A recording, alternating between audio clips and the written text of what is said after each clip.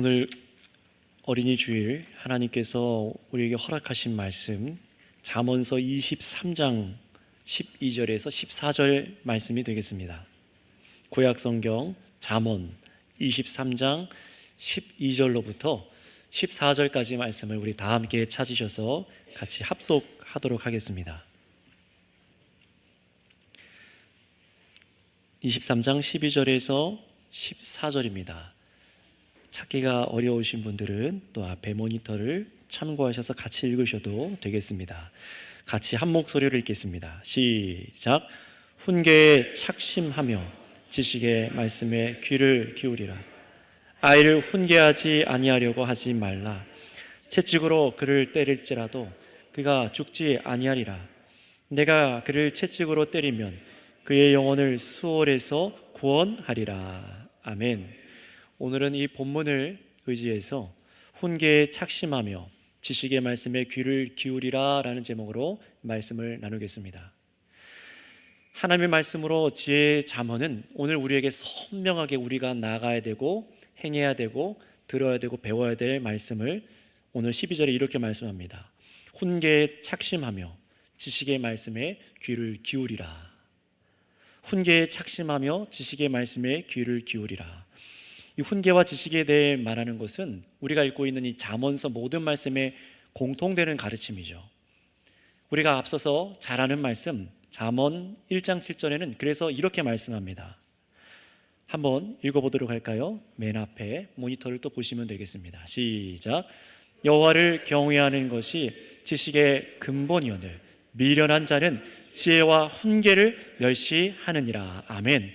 여호와를 경외하는 것에 대해서 이 잠언은 가르치는데요, 바로 이것에 대해서 훈계를 하나 듣지 않는 자는 어떻게 된다고요? 미련한 자다라고 얘기를 하고 있습니다.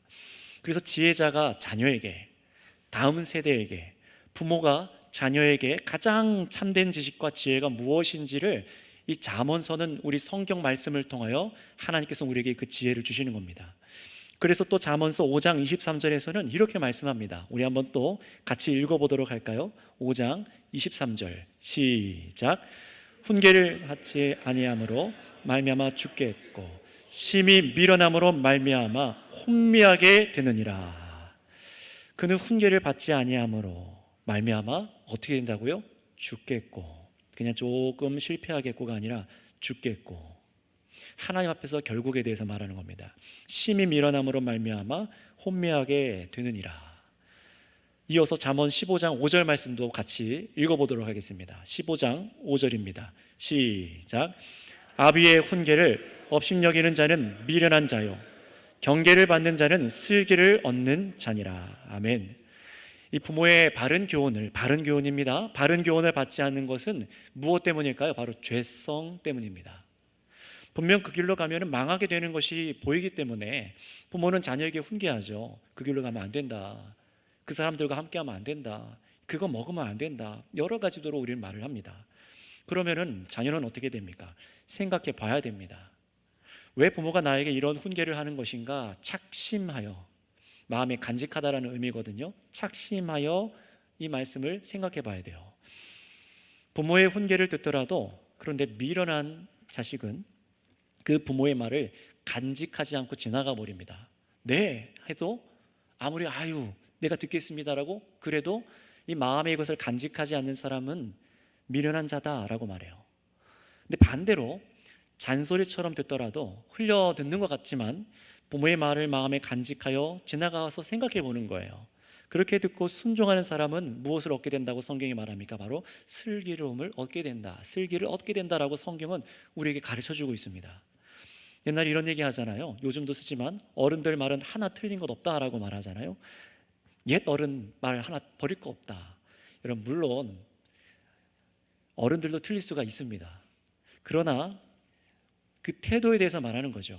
그 말을 다시 생각하고 그런가 귀 기울이는 사람과 전혀 귀를 기울이지 않는 사람은 그 인생이 판이하게 달라지는 것을 봅니다. 장성하여도 어릴 때부터 이렇게 교훈을 듣는 것에 훈련되어 있지 않은 자녀가 장성하면 커서도 듣지 않습니다. 어려서부터 훈계를 듣지 않고 자기 멋대로 사는 것이 몸에 배어있는 사람은 그래서 나이를 먹어도 다른 사람이 정말로 그 사람에게 자신에게 유익을 되는 조언을 해준다고 해도 기어코 어떻게 하는 거예요? 실패하는 길, 많은 사람들이 가는 것 같아서 성공하는 길처럼 보이지만 망하는 길로 가는 길을 택하는 것이 바로 그 이유에 있는 겁니다. 옳은 것을 말해줘도 선택하지 않는 거예요. 그런데 오늘 말씀은 부모와 자녀의 관계로서 하나님께서 이 지혜자의 훈계를 저와 여러분들에게 하나님의 말씀으로 듣도록 성경으로 우리에게 주셨어요. 그렇다면 여러분, 우리는 하나님께서 허락하시는 이 교훈, 이 어떤 훈계를 창념하라, 착심하라 라고 말씀하시는 것일까요? 금방 전에 우리가 읽으신 이 본문의 12절 말씀은요, 여러분들 꼭 집에 돌아가셔서 이 12절 위에 있는 23장 전체를 읽어보시길 바랍니다. 이 12절은 이 앞에 있는 모든 이 훈계를 창념하라 라는 것도, 착심하라 라는 것도 있지만 조금 더 정확히 구문을 분석해 보면은 이 12절부터 뒤에 나오는 12절부터 이어지는 교훈을 너희들이 착심하여, 창념하여 이것을 간직하라 라고 말하는 거예요. 어떤 것인지 그럼 우리 읽어봐야겠죠. 우리 13절부터 14절 본문 한번 읽겠습니다. 시작. 아이를 훈계하지 아니하려고 하지 말라. 채찍으로 그를 때릴지라도 그가 죽지 아니하리라. 내가 그를 채찍으로 때리면 그의 영혼을 수월에서 구원하리라. 아멘. 어떤 말씀입니까? 자녀를 훈계하지 않는 부모에 대해서 말을 합니다. 다시 말하면 자녀가 잘못된 선택과 행동을 했을 때에 그 잘못된 고집과 끝이 분명히 망하는 길을 택하고 범죄하려고 할 때에 부모는 그에 대해서 반드시 훈계해야 한다라는 겁니다. 그리고 이렇게 말하죠. 말로만 하는 것이 아니라 채찍으로 그를 때릴지라도 그가 죽지 아니하리라. 여러분, 이 말을 잘못 오해하시면 안 됩니다. 채찍으로 때리라 라는 말이요, 마음껏 채찍으로 정말로 짐승을 때리듯이 때려도 아이가 안 죽는다, 죽지 않는다, 그러니 부모가 어떤 폭력을 가해도 아이는 안 죽는다, 그러니 마음껏 때려라, 그런 얘기가 전혀 아닙니다. 여기서 말하는 채찍은 본래 번역상 어떤 의미냐면은 본래는 회초리, 매질, 정말 자녀를 사랑하여서 엉덩이를 때리듯이 그 회초리, 매질을 의미하는 거예요. 감정이 막 휩싸여서 부모가 화가 막, 감정이 막 복받쳐서 아무거나 자녀에게 집어던지고 둔기로 때리는 그런 것이 아닙니다. 그런 치명적인 상처를 입히라는 것이 아니죠. 그런 매질은 오히려 무익하고 자녀를 상하게 하거나 노엽게 만듭니다. 에베소서 6장 4절에는 그래서 이렇게 말씀해요. 한번 또 말씀을 앞에 읽어볼까요? 6장 4절입니다. 같이 읽겠습니다. 시작. 또 아비들아, 너희 자녀를 노엽게 하지 말고 오직 주의 교훈과 훈계로 양육하라. 정말 여러 가지 것들이 여기 안에는 섞여 있습니다. 폭언과 여러 가지 말들, 폭행과. 그런데 여러분, 어떨 때 자녀가 노엽겠습니까? 자녀는 노여하면 안 되는 겁니까? 자녀도 노여할 수 있어요. 여러 가지 이유가 있으나 여러 가지 중에서 오늘은 한 가지를 말씀드릴게요. 어떤 것이냐? 바로 기준이 없는 양육을 할 때입니다. 부모가 기준이 없는 양육을 할 때예요. 부모의 그날의 감정에 따라, 그날 컨디션에 따라 왔다 갔다 통제하려고 하고 말이 바뀌는 거죠. 또는 올바른 사회적 기준과 또는 말씀에서 듣는 올바른 기준을 그것으로 정말 가정과 자녀를 대해야 되는데 그렇지 않을 때 자녀는요, 거기에 대해서 부모의 부정작함으로 노여하기 시작합니다. 그런데 여러분, 우리는 인생의 기준을 세상과 내 경험에 두려는 경향들이 굉장히 많은데요, 그것으로 우리가 자녀를 양육하려고 할 때에 얼마나 큰 문제들이 생기는지를 모릅니다. 자녀와 아이들을 양육하고 계신 부모님들이라면 더욱 잘 생각해 보셔야 됩니다. 에베소서 6장 서절에서도 그래서 우리 성도들한테 참 사람으로서 우리가 해야 될 이 자녀에 대한 양육과 교훈을 말씀하시는데 무엇으로 하라고 하죠? 오직 주의 교훈과 훈계로 양육하라. 오직 주의 교훈과 훈계로 양육하라. 한번 따라해 주실까요? 오직 주의 교훈과 훈계로 양육하라. 그래서 성경은 우리에게 가르쳐주고 계세요. 그래서 이 에베소서에서 이렇게 강조하는 이유를 이미 에베소서 연속 설교 때 말씀드렸듯이 하나님이 없는 사람의 가치관의 결과는 어떤 것으로 가냐면 반드시 깨어짐으로 가기 때문에 그래요. 하나님의 말씀은 우리를 하나로 모으고 사랑하고 온전하게 사람을 세우는데 하나님의 기준이 없는, 가치관이 없는 사람의 그 양육의 결과는 깨어짐으로 간다라는 겁니다. 물론 당장의 힘으로, 쾌락으로, 보상으로, 인과 관계로 몇 년, 길게는 몇십 년 관계를 부모와 자녀와 이 사람들이 유지하는 것 같아 보이지만 결과가 아니게 된다는 거예요. 원수가 집안에 있습니다. 미워하고 죽이고 싶고 꼴도 보기 싫은 사람이 가정에 있는 경우가 얼마나 많습니까? 오늘날 뉴스만 틀어보아도 부모가 자녀를, 자녀가 부모를, 형제를 상해하고 죽게 만드는 끔찍한 일들이 일어나는 것을 우리가 알고 있습니다. 왜 그럴까요? 이 마음 안에 어려서부터 분노가 가득한 거예요. 해소가 되질 않는 겁니다. 정확히는 왜 이 분노가 그대로 있는 것일까요? 바로 죄를 다스리지 못해서입니다. 가정 안에 있는 그 죄, 자녀가 갖고 있는 그 죄, 부모의 그 죄를 다스리지 못해서 일어나는 일들이라는 거예요. 그렇다면 여러분, 그 죄는 어떻게 다스릴 수 있을까요? 부모님이 인생을 자녀들보다 먼저 겪어보아서 하는 그 지식이 여러분, 과연 여러분들의 자녀의 죄를 다스릴 수 있을까요? 나의 인생의 지식과 가정의 규칙들이 있을 겁니다. 몇 시에 일어나서 몇 시에 밥을 먹고 우리는 어떻게 돈을 쓰고 다 규칙들이 있을 거예요. 근데 여러분, 바로 그 양육의 규칙이 정말 자녀에게 이로운 것이 맞습니까? 죄를 통제하고 없애는 데 정말 유익합니까?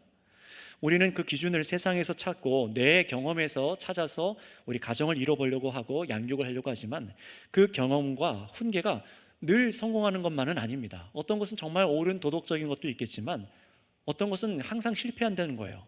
왜냐하면 우리가 가르치는 경험과 양육하는 것 안에는 인간을 바르게 하는 하나님의 뜻이 결여되어 있을 확률이 굉장히 높기 때문에 그렇습니다.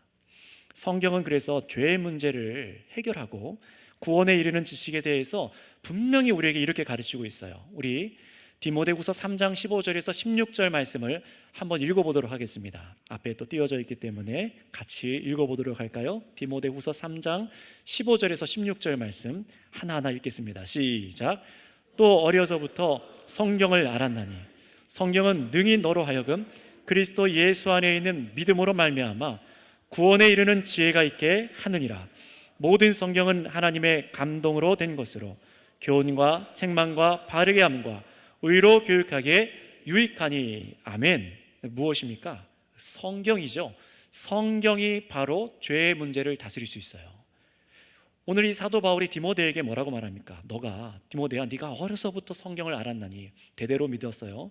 그 외조모도 이 아이에게 정말 그 신앙을 물려줬다라고 말합니다. 바로 그 성경이 너로 하여금 그리스도 예수 안에 있는 믿음으로 말미암아 너를 구원에 이르게 하는 지식을 갖게 하였구나. 성경이라는 거예요. 그래서 모든 성경은 하나님의 감동으로 된 것으로 교훈과 책망과 사람을 바르게 함과 의로 교육하기에 유익하니, 이 하나님의 말씀으로 자녀들을 양육하고 훈계하라는 겁니다. 바로 이것으로만 죄의 문제를 다스릴 수 있다는 거예요. 하나님께서는요, 예수님을 믿는 여러분, 이 자리에 계신 성도님들만이 아니라 여러분들의 후손들, 자녀들, 다음 세대 사람들을 향한 태도에 대해서도 성경 곳곳에서 여러 군데 가르쳐 주십니다. 여러분 생각해 보세요. 이 땅에 태어나는 아이들이 순결하고 깨끗하며 죄가 없고 미련함이 전혀 없으며 죄의 유혹도 받지 않고 실패가 없는 그런 아이들만 태어납니까? 정말 자녀들이, 우리 모든 자녀들이 그렇게 태어난다면 이런 교훈이 필요 없었을 겁니다. 모든 사람에게 이 교훈이 다 전해라라고 말하지 않았을 겁니다. 그러나 여러분, 성경이 단언하고 있는 것처럼 모든 인간은 태어나면서부터 죄 아래에 있습니다. 여러분, 그 죄가 무엇입니까? 단순히 어린아이가 내가 갖고 놀고 있는 장난감 뺏었을 때 때리는 바로 그런 죄만을 말하는 것이 아닙니다. 사람의 죄는 더 무거운 것이죠. 하나님의 형상을 상실한 채로 아이는 태어나요. 그러니 하나님의 영광이 없으니 하나님을 알아보질 못해요. 하나님을 사랑하지도 못하고 하나님께 영광을 돌리지도 않고 하나님 아버지를 영화롭게 하여 드리지도 않습니다. 바로 그 문제가 있죠. 그런 상태로 태어나서 하나님의 영광을 도둑질하는 인생을 살아가는 것이 바로 인생이라고 분명히 말씀드렸어요. 마땅히 감사할 것을 감사하지 못하고 하나님의 절대적인 이 거룩함과 도덕적인 성품들을 따라가지 않는 거죠. 사랑의 하나님을 알려하지 않습니다. 마음으로부터 그를 미워하고 그와 같은 마음으로 하나님을 미워하는 것처럼 내 이웃을 내 몸과 같이 사랑하지를 않습니다. 이게 바로 이 죄의 근원이 되는 이 문제를 갖고 태어난 모든 인간이 하나님 앞에 불순종하는 삶을 살아가게 되는 이유예요. 온갖 더러움이 마음에서 흘러나와요. 그러니 그것이 삶의 모습으로 범죄로 나타납니다. 이런 상태에 빠져 있는 사람이 가장 두드러진 증상이 한 가지가 있습니다. 그게 뭐냐면 바로 우상을 만드는 거예요. 하나님이 계셔야 될 내 마음의 자리가 텅 비어 있으니 그 공허함을 자꾸만 다른 걸로 채웁니다. 어떤 걸로 채웁니까? 오락으로, 돈으로, 사람으로, 쾌락으로, 마약으로, 지식으로, 보람으로 등등 여러 가지 것으로 내 안에 하나님 대신 다른 걸 채워요. 그게 바로 우상이에요. 그런데 바로 지난 주일 밤 이도서 목사님이 잘 말씀해 주신 것처럼 우리나라는 이미 10년 전 이상부터 병리사회다라고 평가를 받았습니다. 온 세상이 병들어 있다는 거예요. 이 대한민국이요. 근데 지금은 더합니다. 병든 사회 정도가 아니라 죽어가고 있는 사회가 되는 것 같아요. 온 세상이 사실 그런 증상 투성 아닙니까? 심리적으로 우울하고 희망이 없는 것 같고, 뉴스만 틀면 살인사건에 무슨 사건에 사기와 배임에 등등 여러 가지 사건을 보면서 뉴스만 봐도 스트레스를 받고 병에 걸릴 것 같아요. 근데 그런데 생각해 보세요. 사람의 지식이 날이 갈수록 많아지고 세상의 것으로 우리 사람들의 내면을 건강하게 만들 수 있었다면, 우리나라가 경제가 발전하면 발전할수록, 과학이 발전할수록 국민 1인당 GDP가 올라가면 올라갈수록 죄의 문제가 사라지고 더 행복하고 아름다운 사회가 됐어야겠죠. 그러나 그러지 않았습니다. 이건 어디 나라를 봐도 마찬가지예요. 왜 그렇습니까? 바로 사람 내면 안에 죄의 문제가 해결되어 있지 않기 때문에 그렇습니다. 세상 것으로는 이 죄의 문제를 해결할 수가 없는 거예요. 망하는 길을 앞에 두고도 깨닫지 못하고, 올바른 기준을 앞에 두고도 붙잡지 못하는 것을, 분별하지 못하는 것을 바로 미련함이라고 하고 혼미함이라고 성경은 표현합니다. 사람 중심, 죄가 중심되어 있을 때 나타나는 증상이 바로 이런 거예요. 그래서 성경은 말씀합니다. 오직 주의 교훈과 훈계로 양육하라. 여러분, 그런데 이 훈계의 목적은 분명합니다. 우리 잠언서 22장 15절 말씀을 한번 읽어볼까요? 잠언 22장 15절, 성경과 또는 앞에 있는 모니터를 참고하셔서 같이 읽겠습니다. 시작. 아이의 마음에는 미련한 것이 얽혔으나 징계하는 채찍이 이를 멀리 쫓아내리라. 아멘. 아이의 마음에 라고 말합니다. 그냥 신앙의 성숙도 같은 어린아이의 신앙을 말하는 게 아니라 정말 어린 아이들을 말하는 거예요. 아이의 마음에는 미련한 것이 얽혔으나, 이 본성과 같은 것이죠. 이성적으로 생각하고 판단하고 무엇이 옳고 그른지를 판단하지 않고 본성으로 쫄라대잖아요. 마치 그런 것들을 말하는 겁니다. 분명히 이거 만지면 안 돼요. 뜨거운 거 만지면 내가 다쳐요. 그런데도 만져보고 싶어요. 만집니다. 그런 것을 말하는 것들이에요. 근데 여러분, 이것은 죄에 대해서 더 그렇게 말하는 건데, 이 미련함이 도대체 뭘 말하는 걸까요? 죄에 대한 겁니다. 자녀를 정말 망치는 것은 무엇입니까? 우리 부모님들, 자녀를 망치는 게 어떤 겁니까? 돈이 없어서인가요? 남들이 갖고 노는 장난감이 우리 아이에게 없어서 자녀가 인생이 망할까요? 좋은 어린이집을 못 가고 좋은 학군을 못 가서 우리 아이가 망할까요? 학원을 못 가고 성적이 낮고 지적인 부분이 다른 아이에 비해서 덜 발달하는 것 같이 그런 것 때문에 아이의 인생이 망할까요? 여러분, 자녀를 망치는 것은 그런 것이 아닙니다. 자녀를 망치는 것은 그 안에 있는 죄입니다. 죄예요. 그 죄의 문제는 나에게는 적용하면서 왜 자녀에게는 적용하지 않으려 하는가, 우리는 돌아봐야겠죠. 그 죄가 그 아이 안에서 인생을 망가뜨리는 거예요. 아이가 그 죄를 다스릴 지혜와 능력이 없이 크도록 하는 것이 바로 자녀를 망치는 이유입니다. 우리는 이것을 무시해서는 안 됩니다. 이 성경의 경고를요. 자녀가 죄를 죄라 여기지 못하고 도리어 죄를 더 사랑하고, 그래서 결국 하나님의 진노가 그 자녀 위에 가득 쌓여서, 로마서 표현대로 그 머리 위에 진노가 가득 쌓여서 하나님의 심판에 이르게 만드는 것, 그 길로 보내서는 안 된다는 거예요. 물론 영원한 지옥 심판에 이르기도 전에 이런 미련한 자는 하나님의 말씀의 교훈을 영어 단어 외우는 것보다 못하게 하찮게 여겨서 이 말씀을 착심하지 않을 뿐더러 불순종하여 잘못된 선택에 대해서 이 땅에서 온갖 불필요한 고통을 겪게 됩니다. 하나님께서는 반드시 거기에 대해서 갚으시는 분이십니다. 그러니 정말 자녀를 살리기 위한 부모는 자녀가 그런 망하는 길로 가지 않도록 그래서 말씀과 주의 교훈과 훈계로 양육하라라고 말씀하시는 거예요. 그래서 여러분, 오늘 본문으로 가보실까요? 오늘 본문 14절에는 뭐라고 말씀합니까? 내가 그를, 자녀를 훈계하고 잘못된 생각과 이 마음을 품고 행동할 때에, 교훈을 어길 때 어떻게 하라고요? 징계하라라고 말씀하고 있어요. 그를 채찍으로 때리면 그의 영혼을 수월에서 구원하리라 라고 말합니다. 여러분, 이 채찍을 때리는 것, 매를 대는 것에 대해서 다른 생각을 갖고 계신 분들이 계실 수 있습니다. 저도 그랬었으니까요. 근데 저도 우리 아이한테 잘못을 하고 약속을 하고 계속 어기면 저도 엉덩이를 때립니다. 그래서 물어봐요. 왜 맞았지? 그럼 얘기를 해요. 아프니 안 아프니? 너무 아파요. 그래서 제가 말해요. 아이야, 기억해. 누구누구야, 기억해. 이 잘못을 저지를 때는 이렇게 아픈 거야 라고 얘기를 해요. 왜 그걸 기억하게 시킵니까? 만약에 이 자녀가 커서 우리가 매를 들어도 안 될 때가 있잖아요. 매를 들 수도 없고요, 크면은요. 근데 이 자녀가 뼈에 사무치도록, 아픕니다, 맞아가지고 뼈에 사무치도록 골수에 새겨지는 거예요. 그 죄를 저지르면 아픈 것, 이것을 기억하는 거예요. 그런데 이것 없이 그냥 장성하게 되고 너가 원하는 대로 해 라고 큰 아이들은요, 이 죄에 대해서 이것이 얼마나 큰 아픔을 가져오는지 모릅니다. 그러니 하나님의 심판에 대해서도 무뎌요. 사회가 갖고 오는 벌에 대해서도 무딥니다. 옥에 갇히면은 벌금을 물게 된다, 또 죽게 된다, 사형하게 된다, 아랑곳하지 않습니다. 부모가 어려서부터 그를 매질하지 않았기 때문에요. 그래서 여러분, 동물과 사람은 다릅니다. 짐승은 본능대로 살아가도 그냥 내버려 두는 거예요. 그런데 사람이 가끔 이 본성대로 살아가려고 할 때가 있어요. 그러면 안 되는 거거든요. 우리는 하나님께서 이성과 지성을 주시고 감정과 의지를 갖고 무엇이 옳은 것인지를 생각해서 살아가도록 올곧게 살아가게 만든 것이 특별한 존재, 인간입니다. 그런데 짐승은 본능으로 살아가고 본성적으로 살아가서 잘못하면 채찍을 들잖아요. 그런데 사람도 그럴 때가 있죠. 죄로 인해서 내 마음대로 본성적으로 쾌락을 따라 그냥 때리고 싶으면 때리고 먹고 싶으면 먹고 내가 원하는 데 범죄를 저지르는 거예요. 그럴 때 어떻게 해야 된다는 겁니까? 채찍을 들어서라도 그 잘못된 길에서 돌이키게 하라. 그게 부모의 마땅한 도리다라고 말을 하는 겁니다. 징계하라. 그리하면 그의 영혼을 수월에서 구원하리라. 이 잠언서에서 이 수월이라는 것은요, 이 지혜를 멸시한 자들이 가는 곳, 이 죄에 대해서 지옥 형벌을 말씀하고 있는 것이 이 수월에 대한 표현입니다. 이렇게 부모가 자녀에게 행할 때에 어떤 결과를 가져다 줄까요? 정말로 주의 말씀을 갖고 징계하고 할 때에 어떤 결과가 올까요? 우리 뒤로 조금만 내려가셔서 본문 밑에 17절과 18절 말씀을 다 같이 한번 읽어보도록 할까요? 17절 18절입니다. 시작.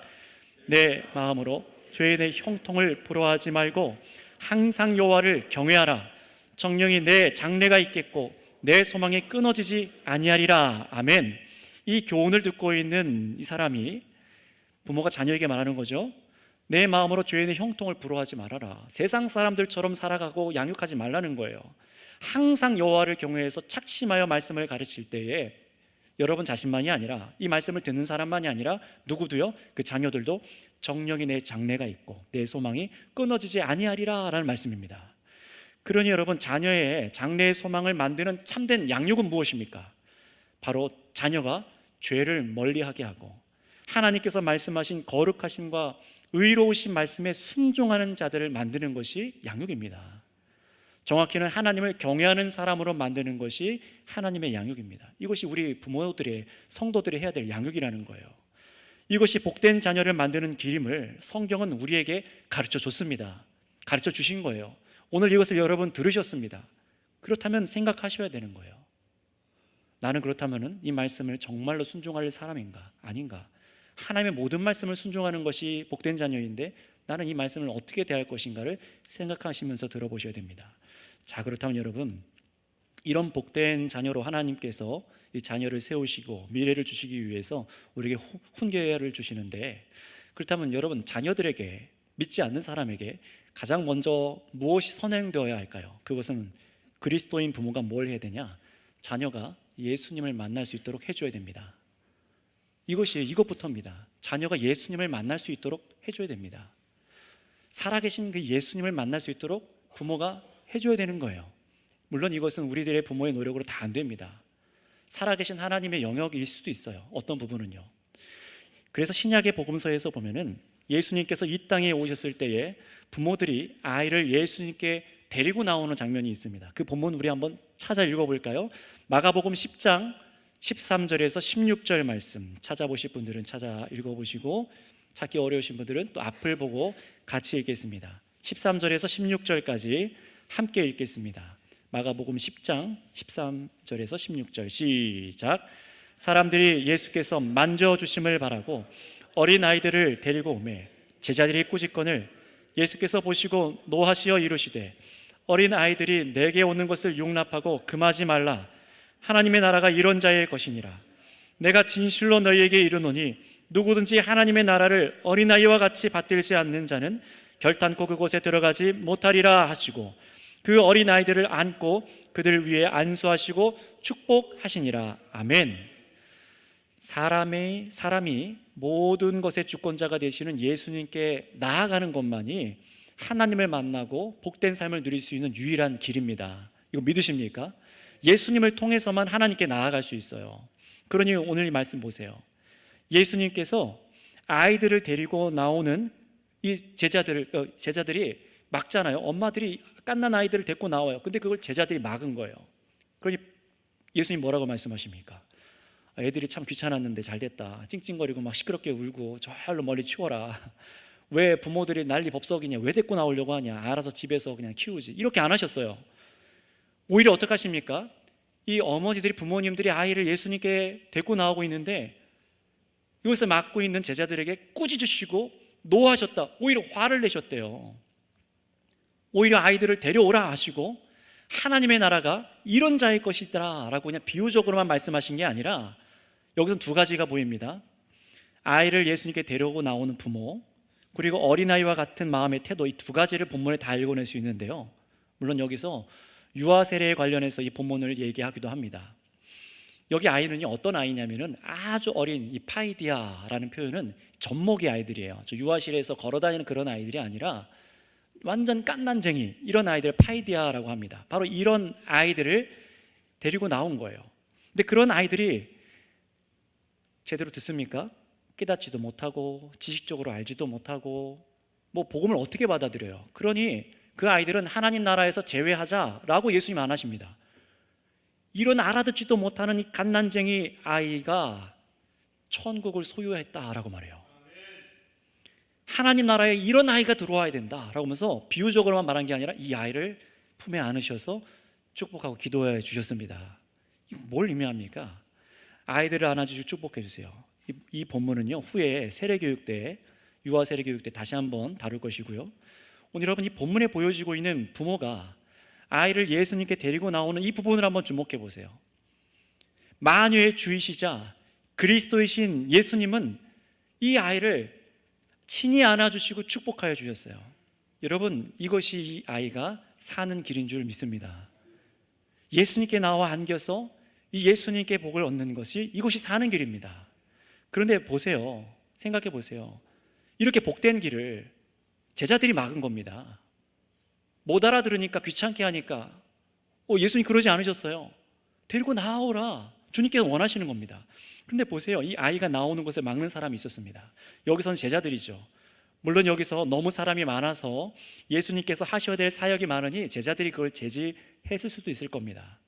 하지만 잘 보시기 바랍니다. 예수님께서는 그런 제자들의 의도와 다르게 선한 의도였다 하더라도 아이들을 예수님께 데리고 나오는 것을 막는 것을 꾸짖었다라고 노하셨어요. 기록되어 있습니다. 아이가 주님께 나오는 것을 예수님께서 기뻐하신다는 거예요. 아이가 예수님께 나오는 것을 원하신다는 겁니다. 왜 그렇죠? 아이가 예수님 안에서 참 생명의 길을 얻기 원하시니까요. 망하는 길이 아니라 정말 하나님 아버지 앞에서 이 아들 예수님께서 복 주시사 정말로 하나님과의 관계가 세워지고 인생의 영생을 얻을 수 있도록 그 복을 주시기 원하시는 거예요. 그러니 여러분, 이 일을 막는 제자들을 향해 예수님은 분노하신 겁니다. 따라서 우리 부모된 모든 존재와 또 앞으로 부모님이 되실 분들, 또는 모든 교사와 가르치는 어른들의 인생은요, 어떤 역할을 자녀들에게 해야 하냐? 바로 우리는 손가락과 같은, 표지판과 같은 역할을 하는 것이 우리들의 역할입니다. 누구를 가리키는 거죠? 예수님. 예수님을 가리키는 거예요. 방황하고 있느냐? 예수님을 봐라. 길을 찾지 못하겠느냐? 예수님을 봐라. 예수님께 귀 기울이게 하도록 우리 부모들과 가르치는 자들은 바로 그 역할을 하는 존재들이에요. 그렇다면 여러분, 혹시 사랑하는 자녀가 하나님께 나아가는 것을 부모인 여러분이 가로막고 있는 일은 없었는지 생각해 보시기 바랍니다. 여러분의 잘못된 본으로 인하여 자녀가 부모를 신뢰하지 않으므로 교회에 나오지 않는 것, 또는 자녀가 교회로 나아갈 마음이 있으나 막아서는 것, 또는 아이가 더욱 열심히 하나님의 말씀을 알아가고자 하나, 교회를 헌신하고자 하는데 그것을 미련하게 여겨서 막는 일, 이런 일들과 생각을 혹시 하고 계시다면 오늘 이 주님 앞에서 여러분의 그 생각과 태도가 정말 자녀를 위한 것인지, 그 죄의 문제를 다스릴 수 있는 참된 약육인지를 생각해 보셔야 됩니다. 분명히 오늘 말씀은요, 교훈에 창념하라 라고 말씀합니다. 이 말씀을 주신 하나님께서 저와 여러분들에게 하신 얘기예요. 그렇다면 여러분들께서 혹시 자녀를 맡고 있다면 그 태도를 기뻐하실까요? 물론 부모님들 중에 자녀가 망하길 바라면서 훈육을 하는 부모는 아무도 없습니다. 그러나 혹 예외가 간혹 있어요. 악한 생각에 사로잡혀서 자녀를 고의적으로 고통스럽게 하고 있다면 그 죄 문제는 결코 가볍지 않을 겁니다. 하나님과 우리는요, 예수님 안에서 아버지와 자녀된 관계 속에 우리는 다 놓여 있어요. 그런 은혜에 우리가 자녀를 낳으면은 하나님 아버지와 자녀의 관계 속의 사랑을 자녀에게 흘려보내야 되는데, 그렇지 않는다면 그것은 악한 죄입니다. 그 부모는 하나님과 관계없는 부모일 확률이 굉장히 높습니다. 교회의 직분자라도 하나님과 상관없는 사람일 수 있어요. 뉴스에서 보셔서 아시듯이 교회 목사의 자녀가 입양 아이를 학대해서 죽이고, 교회 다닌다는 부모가 아이를 끔찍하게 굶겨서 학대해서 살인하는 그런 일들이 지금 계속 일어나고 있잖아요. 여러분, 그런 부모는 하나님의 자녀가 아닙니다. 십자가의 사랑도 모르고 죄에 대한 무서움도 모르고 하나님 아버지와는 관계없이 하나님을 경외하지 않는 사람인 거예요. 그러니 여러분, 우리도 돌아봐야 됩니다. 나는 자녀를 사랑한다고 여겨서 취하고 있는 태도를 우린 돌아봐야 됩니다. 성경 앞에서요. 지금까지 여러분들께서 자녀를 양육한 기준들과 선택은 하나님을 사랑하는, 그 사랑을 아는 자들로서 선택하여 양육을 하신 것입니까? 성경은 이렇게 말합니다. 잠언서 16장 25절 말씀, 우리 한번 읽어보도록 할까요? 잠언서 16장 25절입니다. 시작. 어떤 길은 사람이 보기에 바르나 필경은 사망의 길이니라. 어떤 길은요, 우리가 보기에 바라 보여요. 이렇게 가르치면 되겠지. 그러나 그 중에 어떤 길은 필경은 사망이라. 옳아 보이는데 사망의 길이 분명히 껴 있습니다. 그래서 에스겔서 16장 21절에는 이렇게 말씀합니다. 같이 한번 16장 21절 읽겠습니다. 시작. 나의 자녀들을 죽여 우상에게 넘겨 불 가운데로 지나가게 하였느냐. 하나님께서 에스겔 선지자를 통하여서 이스라엘 백성들한테 말하는 거예요. 나의 백성들인데 어떻게 나의 자녀들을 죽여서 우상에게 불에 그렇게 걸어가게 하느냐. 이 말은요, 정말 이스라엘 사람들이 자녀를 죽여서 우상에 그렇게 제물로 바쳤다는 얘기가 아닙니다. 그런 얘기가 아니라 미신적인 행위들이에요. 우상 숭배적인 행위들을 말씀하시는 거예요. 이 정한 나이가 되면은 그 이교도들은요, 아이를 불 위를 뛰어넘는 의식을 치르게 합니다. 지난번에 TV를 보니까 여전히 그렇게 하는 그 원주민들이 있더라고요. 불 위를 막 뛰어넘게 해요. 그 어떤 성년 의식 그런 거래요. 또는 숯불을 막 깔아놓고 숯불을 막 재빨리 밟고 걸어가게 하는 의식을, 이런 이교도 행사를 했다는 겁니다. 그게 아이를 영적으로 죽게 만드는 귀신의 일인 건지도 모르고 하는 것이죠. 지금은, 오늘날에는 물론 그런 미신적인 일들을 우리가 우스운 일이라 안 하지만, 당시에 그 부모들은 왜 했겠습니까? 그 부모를 왜 했을까요? 하나님을 믿는다는 이스라엘 백성이 그것도 왜 이런 이교도적인 일을 한 겁니까? 자녀 잘 되라고요. 자녀 사랑해서 자녀 잘 되라고요. 성공하라고요. 할 수 있는 거, 세상의 거 다 해보자라는 식으로 그런 일을 했던 겁니다. 여러분, 오늘날에는 없겠습니까? 부모의 기분에 따라 부모가 교회 안 가면 자녀도 못 가게 하는 어린 아이들이 있어요. 가족 놀러 가니 아이도 당연히 쉬어야 한다며 교회를 가지 못하게 하거나, 학원에 가야 하니 예배는 커서 드리라고, 공부는 때가 있으니 교회는 나중에 가도 된다고 말하며 자녀를 교회에서 멀어지게 하는 부모님들, 또는 자녀가 안 가려고 하는데 어쩔 수 없죠 라고 자녀에게 끌려가는 부모님들, 이건 모두 성경적이지 않습니다. 자녀가 각기 나이에 필요한 지식의 배움이 있어야 된다는 것을 우리는 다 알고 있어요. 그렇다면 여러분, 영적으로 그 아이가 그 시기에 먹어야 할 영적 양식이 있다는 것은 더 당연한 것 아니겠습니까? 저도 어릴 적에 우리 부모님께서 갓 신앙을 갖기 시작하셨을 때는 잘 모르셔서 여차하면 주일날 그냥 빼먹고 놀러 가거나, 주일 빠지고 산으로 어디 놀러 가거나, 주일 오전 반짝 드리고 어디론가 갔던 기억들이 막 있어요. 왜 그렇게 하셨습니까? 저를 미워해서가 아니라 사랑해서요. 일주일에 한 번 아빠가 쉬는데 자녀랑 같이 있고 싶어 주셔서요. 그리고 좋은 것도 보여주고 싶고 좋은 경험도 해주고 싶으니까요. 그래서 다른 데를 데려가는 겁니다. 저도 그런 경험들이 있어요. 근데 오늘날도 그런 생각을 하고 하는 경우들도 있죠. 또는 남들 공부할 시간에 너도 해야지, 안 그러면 도태된다라고 가르칩니다. 교회 가지 마, 공부해, 학원 가. 이 치열한 세상에서 너가 살아남으려면 이렇게 해야지. 여러분, 그러나 성도 여러분, 잘 생각해 보시기 바랍니다. 생명이 누구에게 있습니까? 자녀의 생명을 쥐고 있는 게 부모인 여러분이십니까? 시편 127편 3절을 읽겠습니다. 같이 읽습니다. 시작. 보라, 자식들은 여호와의 기업이요 태의 열매는 그의 상급이로다. 아멘. 이 말씀을 잘 보세요. 자녀는 하나님께서 우리에게 주신 것이지 정확히는 내 것이 아닙니다. 생각해 보세요. 아이를 임신해 보니까 알겠더라고요. 아이가 착상이 되는 것, 그것도 신비해요. 안 되는 경우도 있잖아요. 생명으로 크지 않는 경우도 있잖아요. 아이가 심장이 뛰어요. 너무 신기해요. 그거 엄마 아빠가 하는 겁니까? 아닙니다. 팔과 다리가 자라요. 그 안에 뇌가 자라고, 이곳에 갈 때마다 초음파로 찍는데 너무 신기해요. 이거 누가 하는 겁니까? 우리는 생물학적으로 그냥 우연히 동물적인 것으로 그냥 되겠지라고 운연중에 생각하지만 그렇지 않는 건 뭡니까? 누가 생명을 쥐고 있다라는 것입니까? 자녀는 하나님께서 우리에게 주신 선물입니다. 하나님의 여호와의 기업이라고 말해요. 그 아이가 태어나서 하나님을 알고 죄의 문제가 해결되고 참으로 주를 위해 살아서 하나님께서 받으실 여호와의 기업이요, 그러니 너희들의 상급이다 라고 말합니다. 하나님께서는 여러분의 자녀들을 통해서 영광 받기 원하십니다. 여러분의 자녀들이 하나님의 기업이 되도록 그렇게 복 주시고 원하고 계세요. 그런데 그거를 막는 부모라니요, 하나님을 알지 못하는 부모님들만이 아니라 교회 안에 있으면서 직분자 부모님들이 그런다니요. 여러분, 만약 하나님께서 여러분에게 다음과 같이 물으실 때 어떻게 대답하시겠습니까? 혹 이렇게 묻는다면요, 내가 너에게 준 상급, 너의 자녀는 지금 어디 있느냐? 그때 여러분 어떻게 대답하시겠습니까? 그때에 예, 하나님께 예배하는 것보다 아이가 원하는 게 있어서 그거 하도록 보냈습니다. 여러분, 그렇게 말하시겠습니까? 저도 이 질문에 자유롭지 못한 사람이죠. 지금은 어린아이라서 부모가 저렇게 데려다 놓으면 그냥 교회 안에 있지만 이 자녀도 머리가 커지면 이 아이는 제 말을 잘 들으려 하지 않을 것이니까요. 그래서 저와 여러분들이 부지런히 말씀으로, 교회 중심으로, 하나님 중심으로 양육하고 생명의 길이 무엇인지, 죄를 멀리하는 것이 무엇인지, 거룩한 삶이 무엇인지, 그 결과가 어떻게 다가오는지 하나님과 그 아들께서 행하신 일을 알고 깨닫고 늘 은혜 속에 거하도록 어려서부터 양육해야 되는 일입니다. 이 교훈에 창념하는 거예요. 부모인 나부터요. 만약에 그러지 않는다면 눈이 짓무르도록 기도해야죠.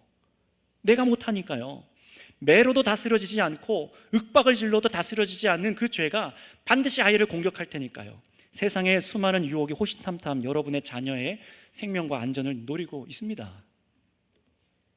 우리 자녀들은 사회 속에서 살아갈 지식과 기술, 예절 등 많은 것을 배울 것이고 그래야 합니다.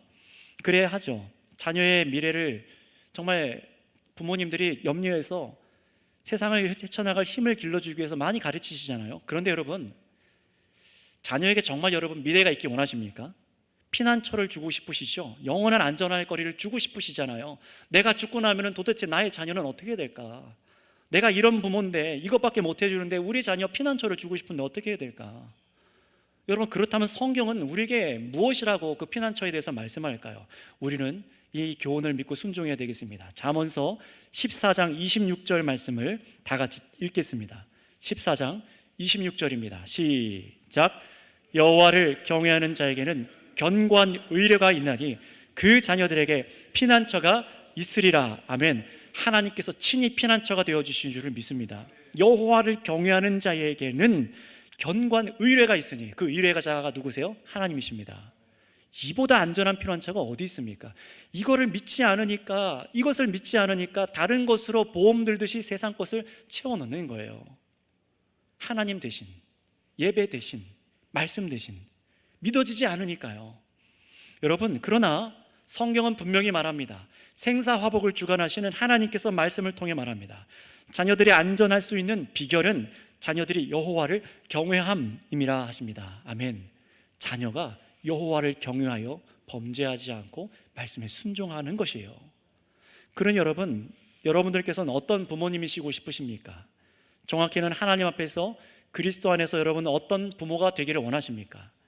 잠언서 13장 24절 말씀을 읽어볼까요? 잠언서 13장 24절 시작. 매를 아끼는 자는 그의 자식을 미워함이라. 자식을 사랑하는 자는 근실히 징계하느니라. 아멘. 하나님을 경외할 줄을 모르고 죄에 무감각하고 죄를 사랑하고 범죄하는 길목에서 그 자녀가 막 걸어가려고 해요. 여러분, 그럴 때 어떻게 됩니까? 그 악한 길에서 돌아서도록 근실히 부모는 징계해야 된다라고 말을 합니다. 사랑하기 때문에. 사랑하지 않는 자는 징계하지 않는다는 거예요. 어릴 때 기억이 나요. 어머니가 없었던 저 어릴 때 친구가 있는데 교회 안에서 아버지가 자기를 혼내지를 않는다는 거예요. 근데 저희 집에 와서 저랑 그 친구가 잘못한 게 있어서 저희 아버지가 무릎을 꿇혀놓고 저희 집에서 그 친구랑 저를 앉혀놓고 막 훈계하기 시작했어요. 근데 제가 되게 미안했어요. 제 친구한테. 남의 집 아들이잖아요. 같이 혼났어요. 그럼 나중에 제가 그 친구한테 미안하다, 우리 아버지가 좀 너무했지 막 이렇게 얘기했더니 아니래요. 너무 좋대요. 감사했대요. 오히려 집안에서 관심이 없으니까요. 훈계를 안 하고 가르쳐 주질 않으니까요. 너무 감사했다고 그렇게 진실되게 얘기하는 걸 들은 적이 있습니다.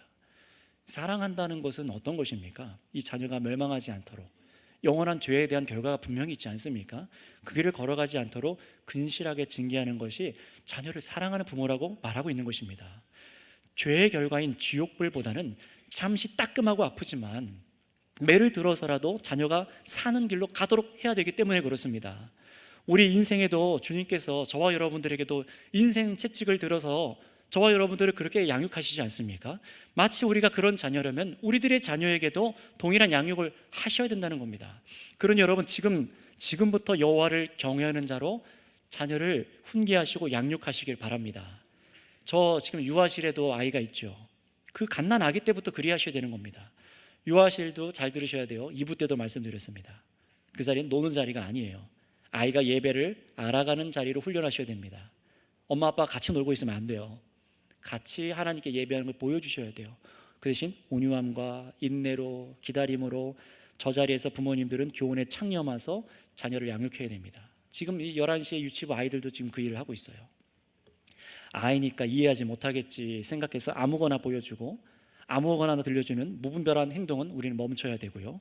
아이의 영혼의 밑바닥에부터 세상 것들을 먼저 쌓아놓는 것이 아니라 아이가 다른 것이 먼저 쌓이기 전에 거룩하신 하나님의 생명의 말씀이 쌓여지게 하시고 예수님의 사랑과 은혜와 그 은혜를 누리는 부모님과 할머니와 할아버지의 사랑이 그 행동이 자녀들에게, 아이들에게 감성적으로도 전달되도록 힘쓰시길 바랍니다. 혹시 학생과 청년들을 자녀로 두고 계십니까?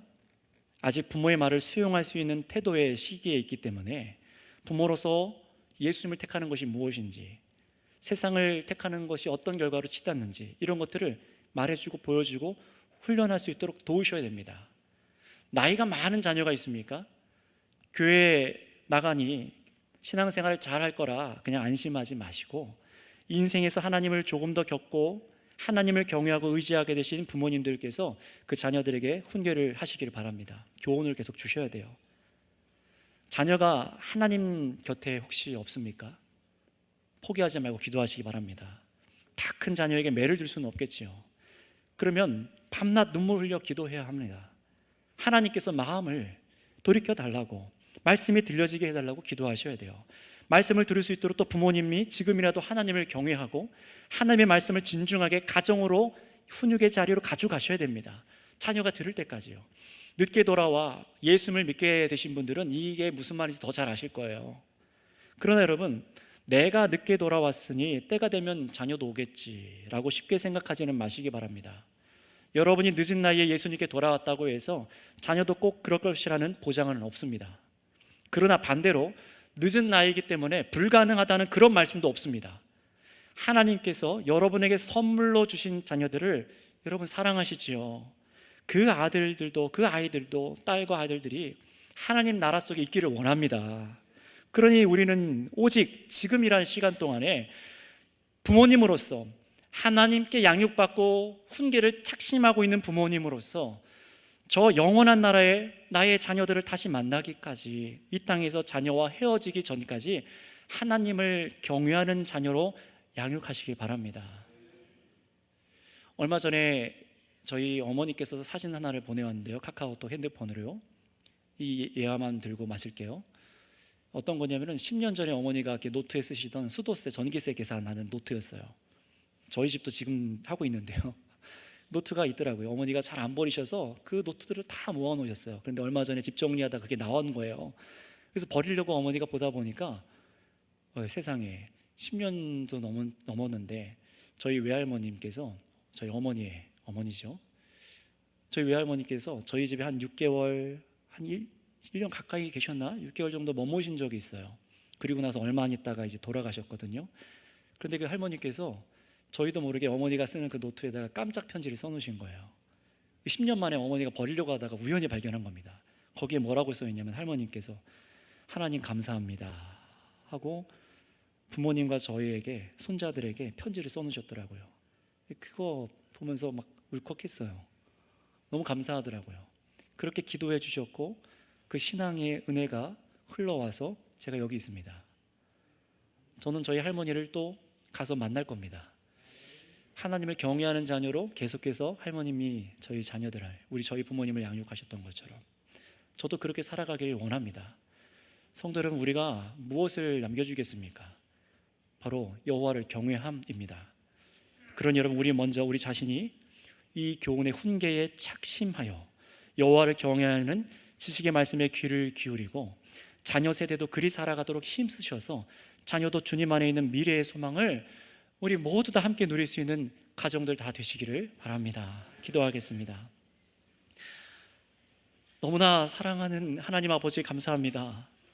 우리를 너무 사랑하여 주셔서 죄악 가운데, 더러운 범죄 가운데, 더러운 진흙탕 가운데 구르던 우리들을, 하나님을 반역하는 우리들을, 이 모든 죄의 결과들을 자신의 아들 예수님께 다 대속하게 하여 주셔서 우리를 건지시고 우리를 입양하여 주셔서 하나님의 자녀 되게 하여 주신 줄을 믿습니다. 우리가 아버지의 자녀가 된 줄을 믿습니다.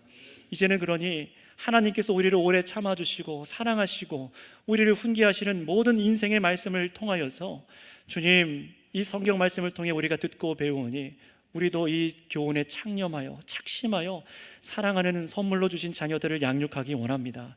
이 마음을 순종하여 드리기 원하는 모든